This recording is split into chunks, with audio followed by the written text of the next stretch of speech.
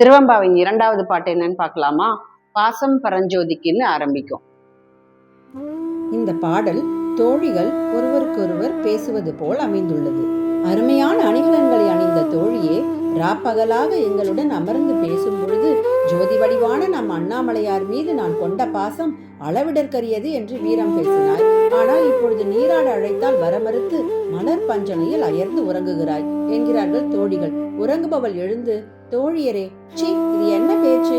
ஏதோ கண்ணையர்ந்து விட்டேன் என்பதற்காக இப்படியா கேலி பேசுவது என்றாள். அவளுக்கு பதிலளித்த தோழியர், கண்களை கூசச் செய்யும் பிரகாசமான திருவடிகளை கொண்ட சிவபெருமானை வழிபட தேவர்களே முயற்சிக்கிறார்கள். ஆனால் அவர்களால் முடியவில்லை. நமக்கோ நம் வீட்டு முன்பே தரிசனம் தர வந்து கொண்டிருக்கிறான்.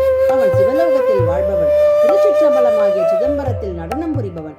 நம்மை தேடி வருபவன் மீது நாம் எவ்வளவு தூரம் பாசம் வைக்க வேண்டும், நீயே புரிந்து கொள்வாயாக என்றனர். இதன் விளக்கம், தேவலோகத்தில் சிவபவனி கிடையாது.